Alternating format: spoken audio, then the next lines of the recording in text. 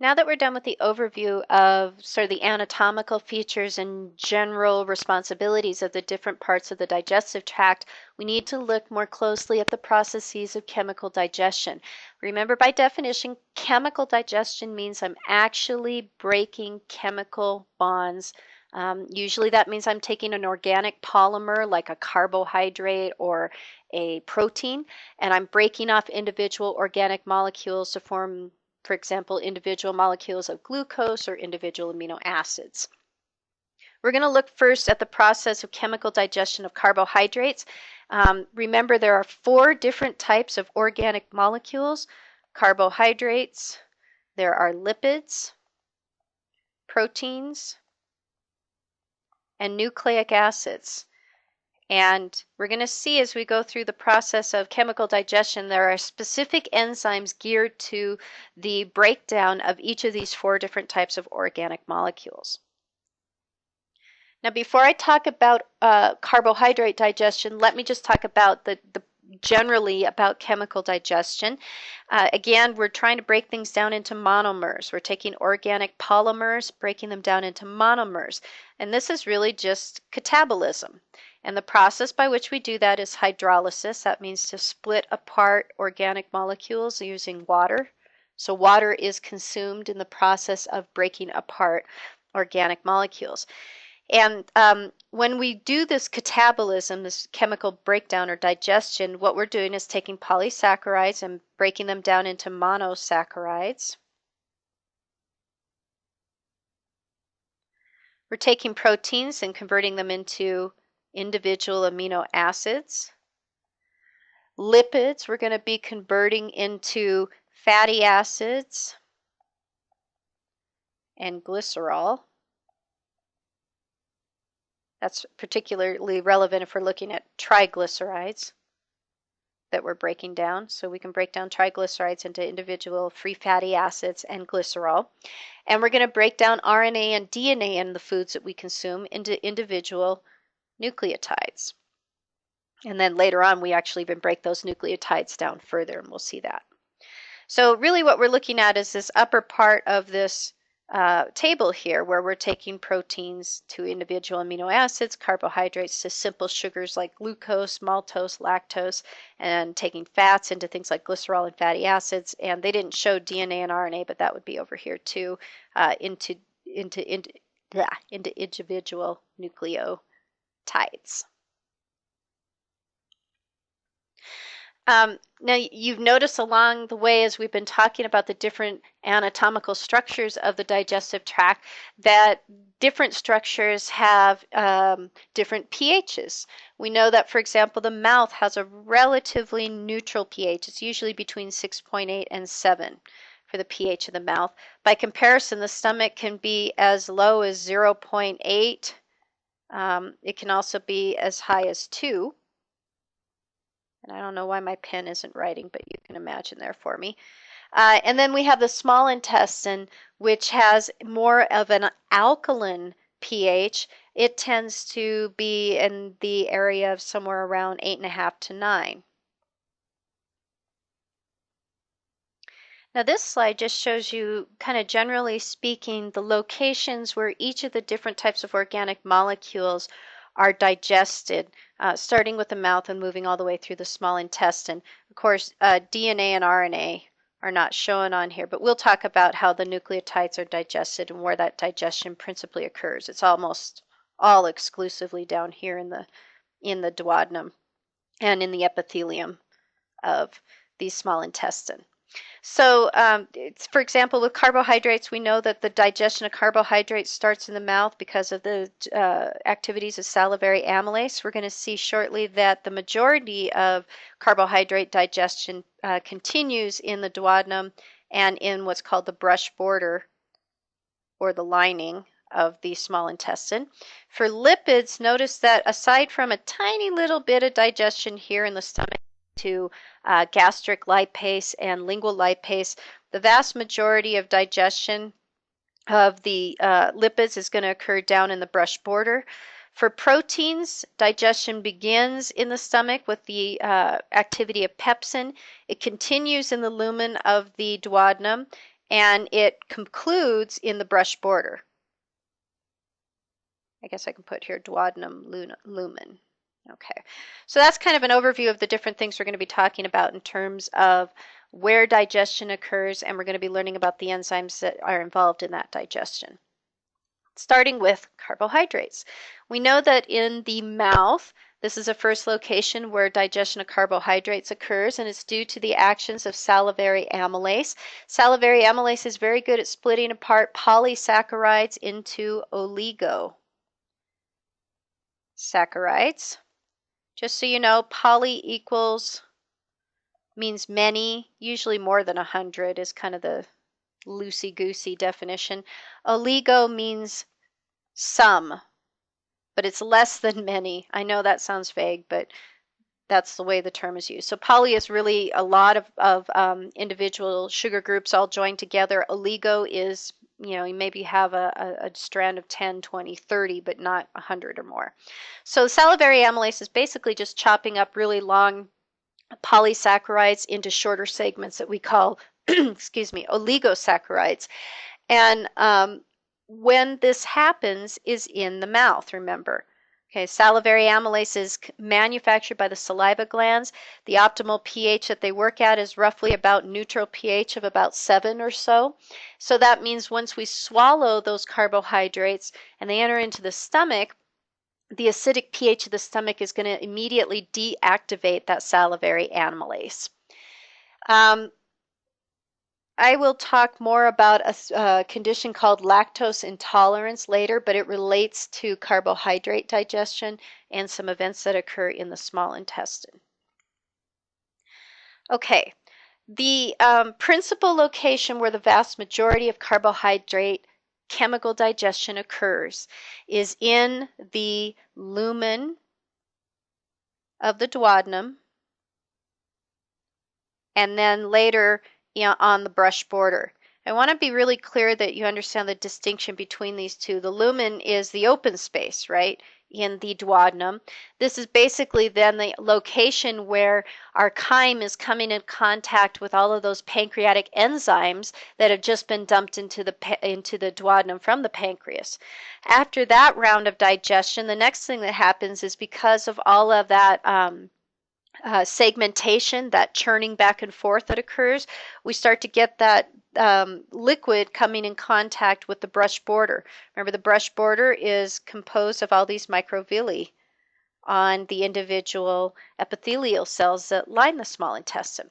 Those epithelial cells have installed on their microvilli, so if I draw a typical epithelial cell here, on their microvilli, they have physically attached to their microvilli lots of different enzymes. These are integral proteins, meaning they are attached to that individual epithelial cell. Those form the brush border enzymes.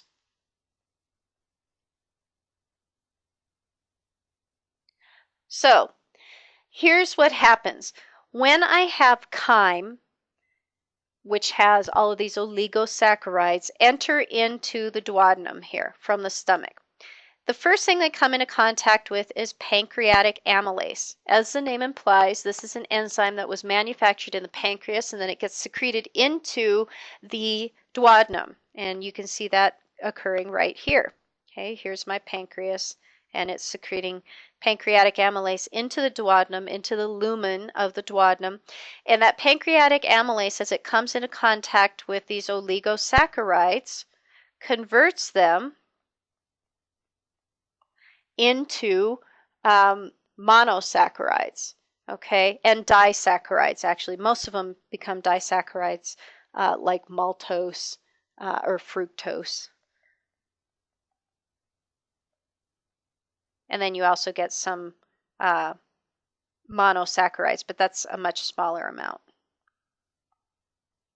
Okay, most go into these disaccharides. If you're interested, maltose is when I have two glucose molecules joined together. It's a type of disaccharide. And fructose is another type of disaccharide that involves I'm trying to remember. No, it's not fructose. I'm sorry. It is, sorry, fructose is a monosaccharide. I misremembered there. Okay, good. We got that out of the way. The other one is sucrase. Sucrose is the other big disaccharide, and that is a fructose molecule joined together with a glucose. Okay, so let me just summarize that again because I know it was a little confusing there. Pancreatic amylase takes oligosaccharides and breaks them apart into principally disaccharides. A few monosaccharides are also produced, but principally we're making disaccharides. Two of the biggies are the disaccharide sucrose, which is composed of a molecule of fructose joined to a molecule of glucose, and maltose, which is two glucose molecules joined together. We could even add another one. There's one more disaccharide that you've probably heard of, lactose. And lactose is a disaccharide that consists of a glucose molecule joined to a galactose molecule. Now, lactose is the main sugar that's found in dairy products, things like milk and ice cream and yogurt. Some people genetically, after childhood, stop producing an enzyme that's necessary to digest lactose. That enzyme is called lactase. And for those individuals, they become what's called lactose intolerant. That means that they cannot, once we get to this point of producing the lactose, at this point, their body cannot further digest that lactose. And if they can't further digest it, then they cannot absorb it. And what happens is then that lactose passes through the small intestine undigested. It enters into the large intestine, and the bacteria there have a field day. They have a giant party. Woohoo, there's all this nice, yummy lactose. We love that. We'll digest it. And in the process, they produce all kinds of metabolic waste products, things like methane gas. And some of the other metabolic waste products they produce increase the osmolarity of the large intestine, and so more fluid stays in the large intestine, and it can lead to things like diarrhea. The production of methane gas and other gases like carbon dioxide by those bacteria leads to bloating and to flatulence. Very uncomfortable for people who are lactose intolerant. Okay, so this was the first step. Pancreatic amylase broke the oligosaccharides into principally disaccharides. This all happened in the lumen. Now the next step is we're going to involve these things called the brush border enzymes. Those are the ones that are located on the microvilli. They are physically attached to the brush border, and so the only way that I can get digestion by the brush border enzymes is for this chyme to come into physical contact with the brush border. And as the chyme bumps up against these brush border enzymes, further digestion can occur. This is the point where we take these disaccharides and we convert them into monosaccharides, individual sugars. And at that point, once they're monosaccharides, they're finally small enough we can absorb them. So I'll give you some examples of these. For example, we said maltose, right, is two glucose molecules joined together. So a brush border enzyme called maltase, notice it ends in ASE, that tells you it's an enzyme. Maltase breaks down maltose into two individual glucose molecules. Sucrase is the enzyme that breaks down sucrose into a glucose molecule and a fructose molecule. Lactase, which most people have, breaks down lactose into a molecule of galactose and glucose. Remember then, people who are lactose intolerant do not make lactase, so they cannot do that particular digestion. There are also some other enzymes in there, things like dextranase is good at breaking down dextrose. These are, and glucoamylase is another one. These are for breaking down any saccharides that are 3 molecules or longer that still might be in there. Not, not all of the oligosaccharides get broken down by pancreatic amylase. Some make it to the brush border and then they come into contact with things like dextrinase and glucoamylase, and that helps to break down things that are three monosaccharides or longer. Now, once I have all of this breakdown, I'm down to individual glucose molecules, galactose molecules, fructose molecules, etc. Now I got to absorb them. And the process of absorption also occurs at the brush border. Makes sense. If I just went to the trouble of doing the final stage of chemical digestion to create monomers, it's convenient that I would absorb them right at the moment that I do that digestion. So here's the lumen of the small intestine. Here are your brush border microvilli. Once we've had contact digestion, which is another way of calling that process when brush border enzymes interact with disaccharides. Once we have that contact digestion, then we utilize a couple of strategies for absorbing that glucose that you've heard about before. This should look very similar to what we looked at when we were absorbing items back into the blood from the forming urine. We have those sodium glucose transport proteins that allow for sodium to move down its concentration gradient and at the same time move glucose into this intestinal cell. Then we let the glucose move through an open channel down its concentration gradient into the villus, and they eventually diffuse down their concentration gradient into the blood. Meanwhile, we keep a low concentration of sodium in here by pumping sodium out and pulling potassium in using one of those sodium-potassium pumps. The end result is we keep a relatively low amount of sodium in here so that we can continue to move sodium and thus glucose down their concentration gradient into the cell. Fructose we can also absorb in a similar fashion, galactose in a similar fashion.